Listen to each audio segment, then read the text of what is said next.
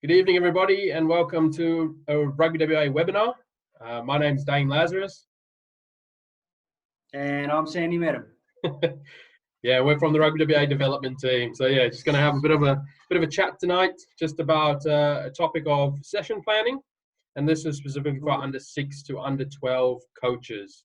First off, I want to say thank you to all for putting your hands up to coach, especially these age groups. It's not easy, Sandy.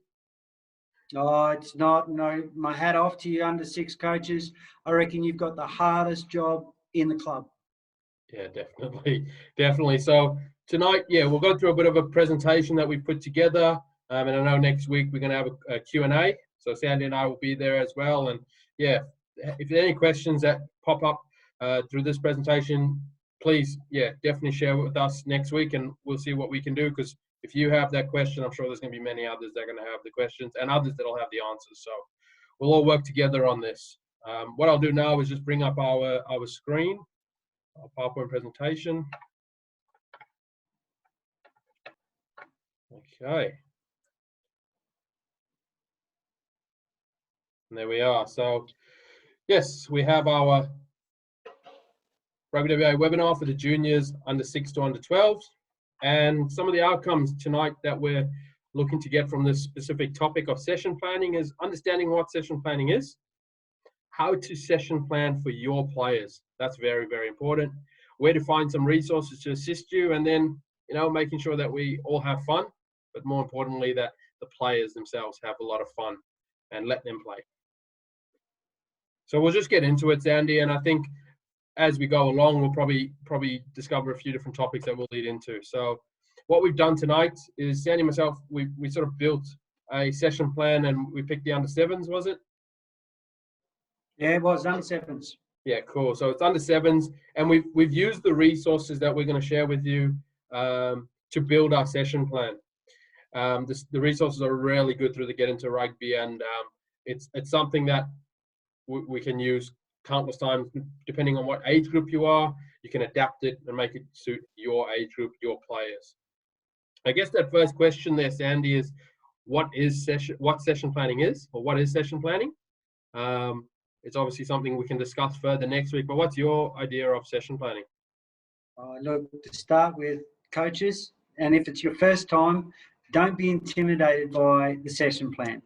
It's just a process or it's a guideline, or a baseline from which you can work from, so your players, kids, children, etc. can develop as their rugby career projects further into the future. Don't be intimidated by it. It's just a matter of putting something down on paper that's easy to follow. Yeah, and whether it's a napkin, doesn't matter what it's on. It gives you a guide, like you said, and that is also where, you know, being able to adapt as you go along in the sessions. It gives you a framework, but then being able to make it harder for the kids if they're getting it, or bring it back and control some variables if it's too difficult, just so that they're having fun and not stopped each time because they haven't done what you said on the session plan. It's just a guide. 100%. Totally agree, Dano. And I suppose that leads into the next one. How to session plan for your players. I mean, last year I had a great attacking team. They were excellent to coach for as far as attacking goes. But wow, this year I've got a different team and I've got all forwards. Do I need to change my session plans? Yeah, definitely. Yeah. Understanding what your players can and can't do, what their strengths and weaknesses are, and then adapting the session plan to allow them to challenge themselves in their good areas. So if they can pass really well, make it harder. How can you challenge them? How can you make them work harder at that skill? Or if they're not good at it, how can you build them up to the point where they become competent in that skill? Yeah. And then, as we go through, we'll get into where we can find those resources. But what we'll do is show you the resources whilst we go through the session that we've done for our under 7 players. So we'll go through it. This is our first one, agility and warm-up. Making sure that the kids, this is a little bit of fun, a little bit of competitive nature, and probably just to blow out some of that extra energy they have when they first rock up to training. Also, that helps you then helps you manage the group as well. So we'll go through this video.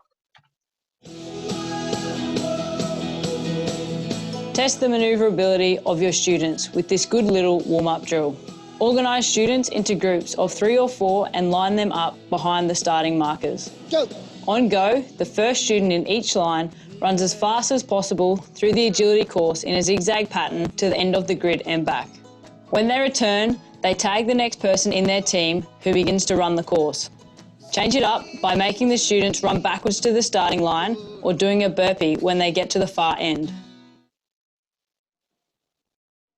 Awesome. So really good, clear explanation on what that drill is. That's a resource from Get Into Rugby website, free for anyone through the Rugby Australia website. But yeah, really fun game. Get the kids' energy out a little bit because they're always going to rock up and, you know, be very enthusiastic, seeing their friends for the first time in a week down at rugby, and then they just want to get into something. So let's get them into something somewhat managed, but it's still fun.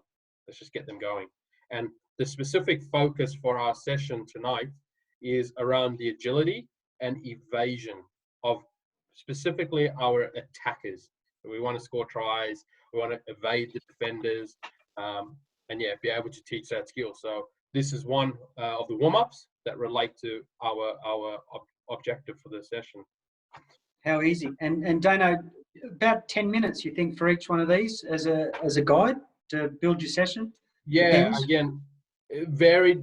Really feel how your players are feeling through it. I've gone 10-minute blocks for myself just to get through some content, but also allow the kids to get into the game, get into that competition element where they're having fun against each other. And I guess for this one, there's 10 minutes. It says 5 minutes on this session plan, but for me, it's 10 minutes, and I'll add in variation. So they mentioned some around running backwards, doing the burpee, or maybe run them on 4 hands. Doesn't matter what they're doing, sort of just warming them up. You know, you can have the ball in the hand as well. That's just an added element that looks more like rugby. Score the try, do a roly-poly, doesn't matter. I'll just add in a few different things for 10 minutes, see how they are able to compete against each other and work together as their individual teams, team 1, team 2. But this here is the session plan from the website. So each of the videos come with a downloadable PDF session plan that has it linked to the Australian curriculum. It has what equipment you need, you know, what do you do in it in word form, not just video, and then some tips down the bottom on how to make it different and give some variety in it and things to focus on for that specific activity. So for even all those people out there that have never played rugby or never coached rugby before, surely you can cut and paste on a computer. And if you can do that, building a succession plan is pretty easy based on all the information that's on the Australian Rugby Union website. And I guess the other one that, again, we'll talk more as we go is don't be afraid to put a activity down that doesn't look like rugby. Skills are so transferable. So, you know, if you've got an AFL background and you know how to run and get to space because you can kick into that, like play AFL with them. That still has a skill that replicates rugby, moving into position, being agile, you know, eyes up, and all those sort of skills. So if it doesn't look like rugby, it's okay because skills are transferable.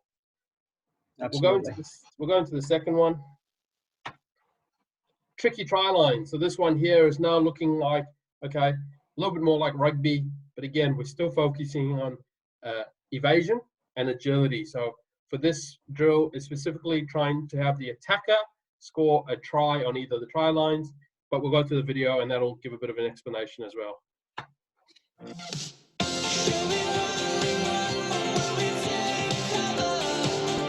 This is a great introduction to learn how to beat a defender and scoring a try. Organise students into 2 groups at diagonal points of the playing grid. One at a time, attackers with the ball enter the playing area and quickly choose a try line, either to the left or right of the defender. The defender must tag them before they cross. A defender can only enter the playing area once an attacker has entered. Swap roles when all attackers have had a go. Cool, another good little resource there. So it's quite easy as well when building session plans. And Zandy, we've both fallen into the trap of trying to focus on attack and defense as the coach. you're the only coach there, you want to get everything done in one session. What did you find best when you did session plans? I guess, how did it work best for you? If you could focus on both, like, do you focus on both? Look, you got to know your teams, and realistically, sometimes the best way to do it is just focus on one skill set to start with for one night, and then come back another night, and you can use exactly the same drills, but you're focusing on a totally different skill set. So you can be offensive one day, defensive the next day, using exactly the same drill. So yeah, don't get tied up in trying to get everything jammed in there, because that way I find that particularly the younger kids, things don't stick. It becomes a jumble and they get confused. Keep it simple. It's even older kids like myself playing third and fourth grade. We know it all, but we still can't focus on too many things, can we? That's right. All right. And we'll just keep going through the sessions here. The next one's partner tag. Again, still focusing for us on the attack, on evading and being agile. Put it into a little bit more of an open space and see how they go. Partner tag is all about evasion, practicing quick responses and visual awareness. Get the kids to partner up. One is the ball carrier and the other is the defender. On go, taggers give their partners 5 seconds to get away before chasing them within a grid. Taggers can use 1 or 2 hands to tag their partners, and roles reverse once the player is tagged. Encourage players to dodge and move into space to avoid being tagged. Yeah, so another really good one, and it's followed quite nicely. We've had the agility warm-up. We've had the tricky try line to try to see what they're capable of when they need to score a try. We've then gone into the partner tag, opened it up. We're not worried about scoring tries, but we're worried about how do we get away, ball in hand, many things in front of us, but we've still got to evade. Short steps to change direction, small steps, push off one foot, go a different way, accelerate away. So just some simple skills there. The next one probably resembles a little bit of rugby, but again, don't be worried if it doesn't look like rugby straight away. So we'll go into it, the 4v2 invasion tag, okay?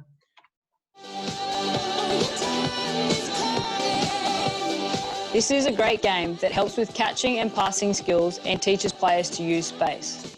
Split your students into groups of 6, then divide each group into 4 attackers and 2 defenders. The game starts with the attackers passing backwards from the middle of the field. They can pass to their teammates in any direction, backwards, forwards, or side on, but they can't run with the ball. They score by passing to a teammate past the try line. If any attacker drops the ball, the other team takes possession. After the attackers score, the game restarts with the opposing team passing backwards from the middle of the field. One thing I would do with this one, Sandy, personally, would be, if the attacker drops the ball, I tell them you get to attack for however long I tell you to. So if you drop the ball, pick it up and play, because in rugby, sometimes the ref doesn't see a knock on and you've just got to pick up and play. You don't want to stop. So that's how I would change that one up. And that one for me is actually really good. It ticks off skills on passing, eyes up, communication. But for me as the coach doing this session, I'm only focusing on have they moved to space quickly and been agile, and have they evaded a defender so the defender couldn't slap the ball down. Everything else to me is secondary as an outcome, as long as they're doing the evasion and the agility part of it. So that's right. Yeah, and it's keeping you in line with what your coaching cues have been for the whole session, isn't it? It's your evasion. It's just all in tuned and in line, and it's building it up to a game scenario, isn't it? Yeah, and like I said, the passing hasn't been a focus of mine. Kids will get the ball to their teammates however they feel comfortable. And because the session isn't focused on passing, I'm not worried how they do it. So that was just sort of something that is really hard.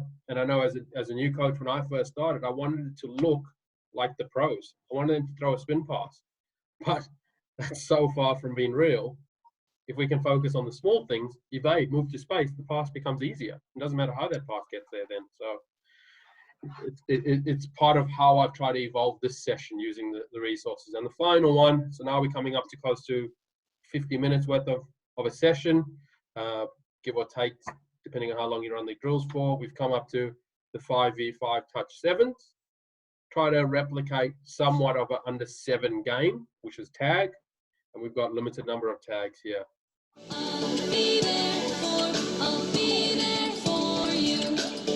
Now we're getting there with this 5v5 game of touch rugby. Divide students into teams of 5 to play a small-sided game of non-contact sevens. The attacking team will have their 5 tags as they attempt to score a try before possession is handed over. Possession will change if the ball is dropped, a pass is forward, or a try is scored. Once tagged, the attacker can either pass the ball to a teammate within 2 seconds, taking only 2 steps, or perform a ball place, turning towards their team and placing the ball down on the ground for a teammate to pick up and play on. Remind players to commit to a defender, fix and change direction. So perfect, that's the final one. Just a game, let them have fun, let them practice now the agility, the evasion as the 2 main skills in a game scenario, and off we go. Again, probably some variations that I might put on it depending on the group. Again, you may get a really good group who smash it and score a lot of tries. You may get a group that may be struggling to score tries. So now we maybe change it up. We might have 4 defenders against 5 attackers. So have a bit more attackers than defenders and provide a bit more space so they can understand how they need to move their bodies to find or to be evading a defender. That's it. And then the big objective here, guys, is for the kids to be having fun, to maintain engagement and to enjoy what they're doing. And by letting them run and letting them play, I think is one of the best ways to achieve that. Yeah, obviously, yeah, there's a lot of skills they can learn on their own through trial and error. We all do it. We all did it. And so, you know, if you fall off a bike, you get back on and you try again. You figure out a way not to fall off. And so I think the same thing with this. You figure out a way to evade a defender, but not being told you have to do this, this, and this all the time. 100%. So what we've done as well, the next one here is what I've done is how I would put it onto a session plan for myself. This doesn't have to be what you do, but for me, those session plans that you download off the Get Into Rugby website have a lot of information. If I've taken the time and read it all and understood it and watched the videos and understood it, I'll put it onto my own session plan. And this is how I lay it out. Timings there, Sandy, you've got your drill, and then just a quick description so I know when I look at it, I go, yep, that's how I run this activity. And then what I'm looking to achieve out of it as key coaching points. Absolutely, and it looks great. It's simple, it's nice and easy. And if the worst case scenario happens and you can't turn up to coaching, it's an easy document you can give to someone filling in, and it's pretty straightforward, isn't it? Yeah, and point them to the website, and so they can watch the videos themselves. It's all those videos are directly from there. So, you know, my assistant coach or the other dad that's down there, hey, can you go have a look at these videos? It's just 5 things, and just get the kids playing. And to be honest, end of the day, it might be pouring down with rain. There's mud everywhere. We throw this piece of paper away, and we get the ball out, and we slide, and we score tries all night in the mud, have a bit of fun, and we go home happy as a group. So, like we said, session planning is great. Gives you a framework by being able to adapt, one to the environment, one to your players and their skill sets, with the overarching being fun. We want to retain players who are in the game, and any new kid that comes down and their parents, they're worried that their kid has the fun, is engaged, meets their friends. If they score a try, that's a bonus. But it's those first few. For me, as a coach, regardless of what age I've coached, even all the way up to premier grade coaches or coaching, we've still had fun. We've still had little fun races with the guys in premier grade. Junior coaches or junior teams I've coached, again, fun races. Just making sure that they're engaged, enjoying themselves, have a bit of a laugh, because if you're happy and you're playing, you start performing really well. It's just a byproduct of it. Absolutely.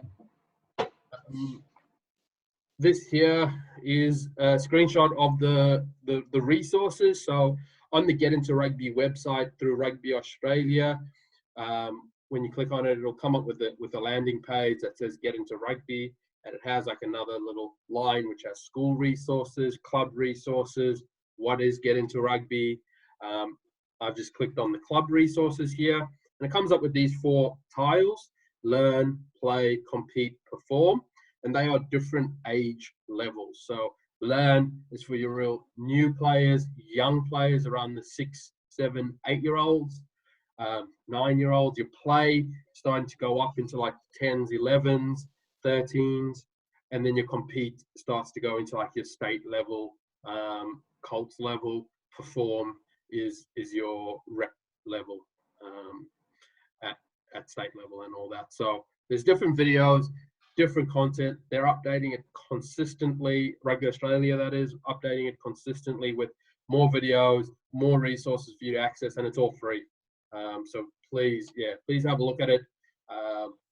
Start to build your resources, your session plans, because the other one, as you mentioned there, Sandy, is if one, you can't make it as the coach, you give it to the next dad or next coach there. But when you move on, you want to be able to have session plans for the next coach in your club who's taking the under-7s to pick it up and go, oh, that's what he did. That was really good. And then I can, go off that, have a baseline to work from. Absolutely. And I think a lot of people out there have got to realise that some of your best resources are actually other club coaches, i.e. your 6, 7s, 8s, 9s, 10s. They're all great resources for different information on how you could save a problem. If indeed you have something, or how to do something a little bit more differently so that you're more engaging or increasing the skill set of your players. Yeah, and you got a season to improve a player, which ultimately will improve a team. You've got a season to work with them, not just a week. So trying to cover everything in a week, you get muddled as a coach. Spreading it across the year and saying by the end of the year we want to be able to catch, pass, and evade really well from under 7 to or under 6 to under 7, and then under 7 to under 8 you want to start adding in, all right, tracking and maybe some introductory to tackle. And then when they go to under 8, they start building on those foundations. So that's just what I think. But again, we'll have next week, Sandy, where we'll jump on, have a Q&A, same time next week. So please come with any of your questions, have a look at these resources. We'll go through, again, those outcomes and have a discussion just about what you guys think session planning is, what you do, and trying to get the other coaches in these age groups to all work together. It's not one club versus another club. It's trying to improve rugby across WA and across Australia. That's what we need to do. We need to work collectively in this. And we'll start with next week having a good Q&A. It's not just going to be Sandy and myself talking. It's going to be you coaches talking to each other and helping each other, answering questions. And let's just work together on this. So thank you, Sandy, for your time today. Not a problem at all. Thanks for having me, and we look forward to talking with you all next week at the Q&A. Fantastic. Thank you all. Stay safe, and hopefully we'll be back on the paddock soon. Thanks. Absolutely.